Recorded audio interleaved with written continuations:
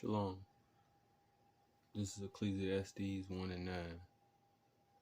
The thing that had been, it is that which shall be, and that which is done is that which shall be done, and there is no new thing under the sun.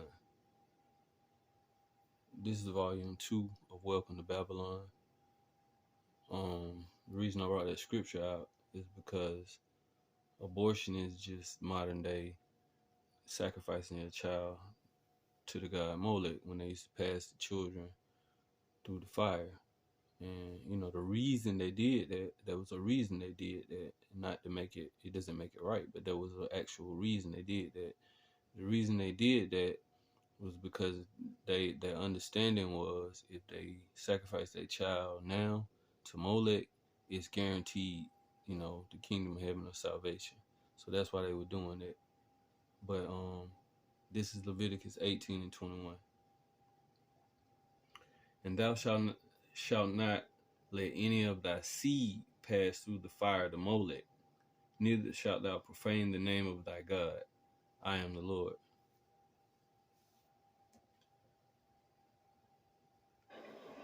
There have been studies that have indicated that women who undergo later term procedures are at greater risk for mental health problems than women. Of course, women that carry the baby long are going to have mental issues as opposed to the woman that doesn't. Because, the longer you around something, the more affinity you have for it. So, that just goes without saying. Like my brother say, if you lay next to a dog long enough, you're going to start having feeling for that dog. You know what I mean? And not like that, but, with all that get understand it's an analogy. Who secure earlier abortions. Dr. Priscilla Coleman, an expert in the field of psychology of abortion, testified that late Psychology of abortion. A pseudoscience of abortion. Term abortions could prove detrimental to a woman's mental health. I believe, based on my analysis of the data, that an abortion is more risky to a woman than carrying a child to term. The state. I mean, that should just go without saying. The Most High made a woman to have the baby, so obviously trying to terminate that would jeopardize her. Presented its case Tuesday afternoon, calling a series of witnesses to refute the plaintiff's arguments that Georgia's abortion ban at 6 weeks puts women's lives at risk.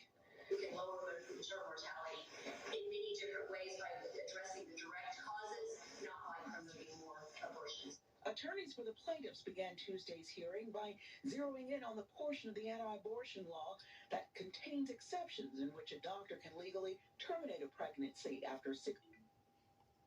Now, with me just being honest, I can't say that I wouldn't, if my wife was gonna lose her life, then I can't say that I wouldn't be accepting of it. I ain't gonna say I would condone it, but does she die? How do how does someone handle that?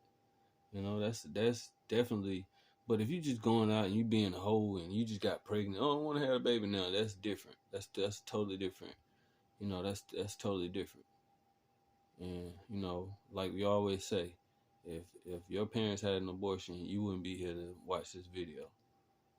Weeks due to medical reasons.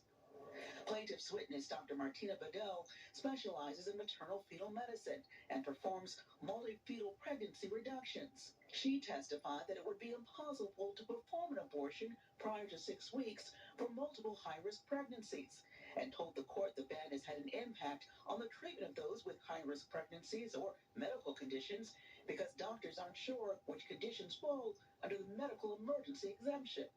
Now, as OBs and MFM providers in this.